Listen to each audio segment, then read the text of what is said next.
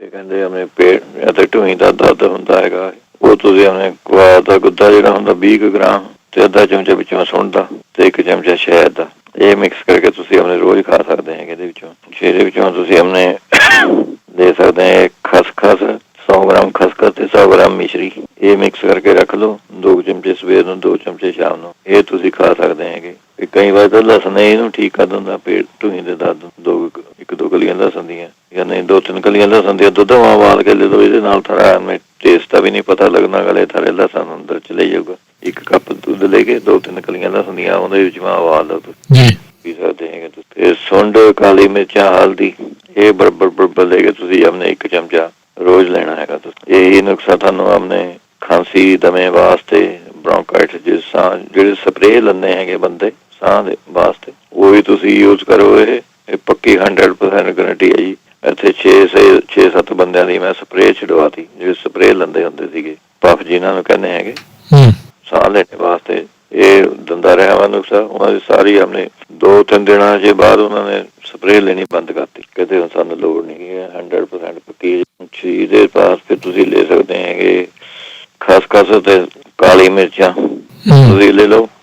ਇਹਦੇ ਨਾਲ ਤੁਸੀਂ ਆਪਣੇ 1 ਚਮਚਾ ਤੁਸੀਂ ਇਹ ਲੈ ਸਕਦੇ ਹੈਗੇ ਦੁੱਧ ਨਾਲ। ਫਿਰ ਇਹਦੇ ਵਿੱਚ ਤੁਸੀਂ ਲੈ ਸਕਦੇ ਹੈਗੇ ਆਪਣੇ ਕਿੱਕਰ ਦੇ ਗੂੰਦ ਦੀ ਪੰਜੀਰੀ ਵੀ ਬਣਾ ਸਕਦੇ ਹੈਗੇ। ਤੁਸੀਂ ਆਪਣੇ ਜਿਸ ਤਰ੍ਹਾਂ ਪੰਜੀਰੀ ਬਣਾਉਂਦੇ ਆ, ਅੱਧਾ ਚਮਚਾ ਕਿੱਕਰ ਦਾ ਗੂੰਦ ਉਹਨੂੰ ਭੁੰਨ ਕੇ ਘੀ ਦੇ ਵਿੱਚ ਕਿੱਕਰ ਦੇ ਗੂੰਦ ਨੂੰ ਭੁੰਨ ਲਓ ਤੇ ਉਹਦੇ ਚ ਖਿੱਲਾਂ ਜਿਹੀਆਂ ਹੋ ਜਾਈਆਂ ਉਹਦੀਆਂ, ਉਹਨੂੰ ਫਿਰ ਉਹਨੇ ਪੀ ਵੀ ਸਕਦੇ ਆ। ਪੀ ਕੇ ਤੁਸੀਂ ਪੰਜੀਰੀ ਆਮ ਬਣਾ ਲਓ, ਜਿਸ ਤਰ੍ਹਾਂ ਆਪਾਂ ਪੰਜੀਰੀ ਬਣਾਉਂਦੇ ਹਾਂ ਛੋਲੇ ਦੇ ਆਟਿਆਂ ਦੀ ਬਣਾਉਣੀ ਹੈ। ਉਹਦੇ ਵਿੱਚ ਤੁਸੀਂ ਬਾਅਦ ਚ ਪੰਜੀਰੀ ਬਣਾ ਕੇ ਜਾਂ ਖਾਣ ਲੱਗਣੀ ਹੈ, ਅੱਧਾ ਚਮਚਾ ਕਿੱਕਰ ਦੇ ਗੂੰਦ ਦਾ ਪਾ ਕੇ ਇਹ ਤੁਸੀਂ ਆਪਣੇ ਖਾ ਲਿਆ ਕਰੋ। ਇਹ ਵੀ ਬੈਕ ਪੇਨ ਵਾਸਤੇ ਵਧੀਆ ਚੀਜ਼ ਹੈ। ਜਿਹੜੇ ਬਲੱਡ ਪ੍ਰੈਸ਼ਰ ਕਹਿੰਦੇ ਸੀਗੇ, ਉਹ ਆਪਣੇ ਤ੍ਰਿਫਲੇ ਦਾ ਜੂਸ ਉਹ ਪੀ ਸਕਦੇ ਹੈਗੇ, ਨਹੀਂ ਤਾਂ ਤ੍ਰਿਫਲਾ ਪਾਊਡਰ 2 ਚਮਚੇ ਪਿਓਗੇ ਤੁਸੀਂ, ਰਾਤ ਨੂੰ ਰੱਖ ਦਿਓ, ਸਵੇਰ ਨੂੰ ਉੱਠ ਕੇ ਪੀ ਲਿਆ ਕਰੋ। ਇਹ ਵੀ ਤੁਸੀਂ ਆਪਣੇ ਥੋੜਾ ਜਿਹਾ ਕਰੋਗੇ, ਥੋੜੇ ਦਿਨ ਬਾਅਦ ਤੁਹਾਨੂੰ ਐਨ ਫਰਕ ਲੱਗ ਜਾਊਗਾ ਜੀ ਪੈਣੇ। ਤੇ ਨਹੀਂ ਤਾਂ ਗਾਜਰਾਂ ਦੇ ਜੂਸ ਦੇ ਵਿੱਚੋਂ ਤੁਸੀਂ ਗਾਜਰਾਂ ਦਾ ਜੂਸ ਚਾਹੇ ਤਾਂ ਐਪਲ ਪਾ ਕੇ ਵਿੱਚੋਂ ਜੂਸ ਕੱਢ ਕੇ ਪੀ ਲਓ, ਨਹੀਂ ਤਾਂ ਕਦੀ ਨਿੰਬੂ ਜੋੜ ਕੇ ਪੀ ਲਿਆ, ਕਦੀ ਟਮਾਟਰ ਪਾ ਕੇ ਪੀ ਲਿਆ। ਐ ਮਿਕਸ ਜੇ ਕਰਕੇ ਤੁਸੀਂ ਆਪਣੇ ਐਵਰੀਡੇ ਜੂਸ ਲੱਗ ਜਾਓ ਪੀਣ,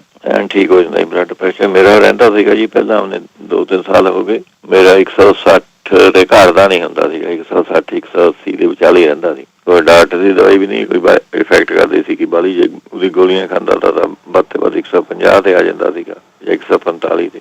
ਮੈਂ ਗਾਜਰਾਂ ਦਾ ਜੂਸ ਪੀਂਦਾ ਹੈਗਾ ਜੀ, ਇਹ ਤਰਬੂਜ ਦਾ ਜੂਸ ਪੀ ਲਓ, ਗਾਜਰਾਂ ਦਾ ਜੂਸ ਪੀ ਲਓ, ਇਹ ਐਨ ਵਧੀਆ। ਮੇਰਾ ਹੁਣ ਕੱਲ ਮੈਂ ਚੈੱਕ ਕਰਿਆ ਸੀਗਾ 113 ਸੀਗਾ, ਹੁਣ 130 ਤੇ ਉੱਪਰ ਨਹੀਂ ਮੇਰਾ ਟੱਪਦਾ, 115 ਤੇ 130 ਦੇ ਵਿਚਾਲੇ ਰਹਿੰਦਾ ਹੈਗਾ। ਪਰ ਜੂਸ ਮੈਂ ਰੋਜ਼ ਪੀਂਦਾ ਹੈਗਾ, ਐਵਰੀਡੇ ਫਸਟ ਥਿੰਗ ਇਨ ਦਾ ਮਾਰਨਿੰਗ। ਬ੍ਰੇਕਫਾਸਟ ਮੇਰਾ ਇਹੀ ਹੁੰਦਾ ਜੀ। ਫਿਰ ਇਹਦੇ ਵਿੱਚੋਂ ਤੁਸੀਂ ਲੈ ਸਕਦੇ ਹੈਗੇ ਅਸਗੰਧ ਤੇ ਸੂਰਜਮੁਖੀ ਦੇ ਬੀਜ, ਇਹ ਤੁਸੀਂ ਉਹਨੇ ਲੈ ਸਕਦੇ ਹੈਗੇ ਬਰਾਬਰ ਕਰਕੇ 1 ਚਮਚਾ ਸਵੇਰ ਨੂੰ, 1 ਚਮਚਾ ਸ਼ਾਮ ਨੂੰ। ਜੇ ਨਹੀਂ ਅਸਗੰਧ ਮਿਲਦੀ ਤਾਂ ਤੁਸੀਂ ਖਸਖਸ ਪਾ ਲਓ, ਅਸਗੰਧ ਦੀ ਜਗ੍ਹਾ ਖਸਖਸ ਪਾ ਲਓ।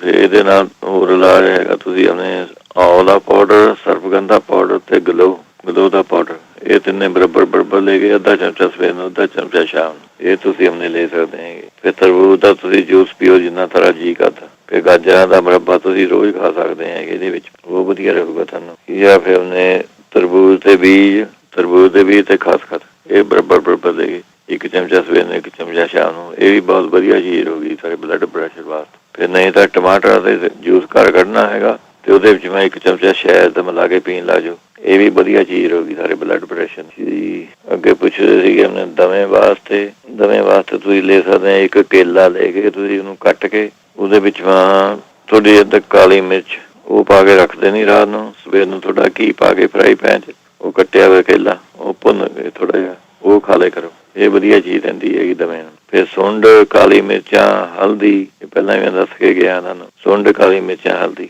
ਇਹ ਬਰਾਬਰ ਲੈ ਕੇ ਅੱਧਾ ਚਮਚਾ ਸਵੇਰ ਨੂੰ, ਅੱਧਾ ਚਮਚਾ ਸ਼ਾਮ ਨੂੰ। ਫਿਰ ਦਮੇ ਵਾਲਿਆਂ ਵਾਸਤੇ ਉਹਨੇ ਪਿਆਜ਼ ਦਾ ਰਸ 2 ਚਮਚੇ, ਪਿਆਜ਼ ਦਾ ਰਸ 2-3 ਪਾ ਲਿਆ, 2-3 ਚਮਚੇ ਪਿਆਜ਼ ਦਾ ਰਸ ਪਾ ਲਿਆ, 1 ਚਮਚਾ ਵਿੱਚ ਸ਼ਹਿਦ ਦਾ, ਇਹ ਥੋੜੀ ਪਾਣੀ ਕੋਸੇ ਜੇ ਪਾਣੀ ਮੈਂ ਘੋਲ ਕੇ ਤੁਸੀਂ ਉਹਨੇ ਪੀ ਸਕਦੇ ਹੈਗੇ। ਨਹੀਂ ਤਾਂ ਜੇ ਤੁਹਾਡੇ ਕੋਲ ਤੁਲਸੀ ਹੈਗੀ, 5-4 ਪੱਤੇ ਤੁਲਸੀ ਦੇ ਲੈ ਕੇ ਉਹਨੂੰ ਬਰੀਕ ਜਾਂ ਕੁਤਰ ਕੇ ਭਾਵੇਂ ਸ਼ਹਿਦ ਦੇ ਵਿੱਚ ਮਿਕਸ ਕਰਕੇ ਤੁਸੀਂ ਉਹ ਖਾ ਲਿਆ ਕਰੋ। ਜੇ ਨਹੀਂ ਪੱਤੇ ਹੈਗਾ ਤਾਂ ਤੁਸੀਂ ਤੁਲਸੀ ਦਾ ਜੂਸ ਬਣਿਆ ਬਣਾਇਆ ਮਿਲ ਜਾਂਦਾ ਸਟੋਰਾਂ 'ਚ, 2 ਚਮਚੇ ਉਹ ਲੈ ਕੇ ਤੁਸੀਂ ਉਹਨੇ ਵਿੱਚ ਸ਼ਹਿਦ ਮਿਲਾ ਕੇ ਉਹ ਖਾ ਸਕਦੇ ਹੈਗੇ। ਫਿਰ ਇਹਦੇ ਵਿੱਚ ਸੀਤਾਫਲਾਦੀ ਚੂਰਨ ਜਿਹੜਾ ਹੁੰਦਾ ਉਹ ਤੁਸੀਂ ਉਹਨੇ ਸੀਤਾਫਲਾਦੀ ਚੂਰਨ ਬਣਿਆ ਬਣਾਇਆ ਮਿਲ ਜਾਂਦਾ ਤੁਹਾਨੂੰ, 3-4 ਚਮਚੇ ਉਹਦੇ ਤੁਸੀਂ ਚੂਰਨ ਦੇ ਲੈਣੇ ਹੈਗੇ।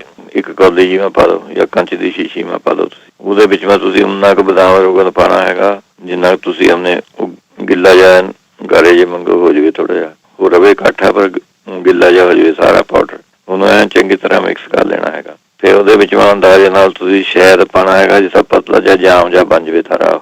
ਉਦੋਂ ਤੁਸੀਂ 1 ਚਮਚਾ ਸਵੇਰ ਨੂੰ, 1 ਚਮਚਾ ਸ਼ਾਮ ਨੂੰ ਲੈ ਲਿਆ ਕਰੋ। ਜੇ ਕੋਈ ਬੱਚਾ ਹੈਗਾ ਤਾਂ ਉਹਨੂੰ 1 ਚਮਚਾ ਹੀ ਬਹੁਤ ਹੈ, ਨਹੀਂ ਤਾਂ ਤੁਸੀਂ 2 ਸਿਆਣਾ ਦਾ 1 ਚਮਚਾ ਸਵੇਰ ਨੂੰ, 1 ਚਮਚਾ ਸ਼ਾਮ ਨੂੰ। ਜੇ ਜ਼ਿਆਦਾ ਤਕਲੀਫ ਹੈ ਤਾਂ ਸਵੇਰ, ਦੁਪਹਿਰ, ਸ਼ਾਮ 3 ਟਾਈਮ ਵੀ ਕਰ ਸਕਦੇ ਹਾਂ।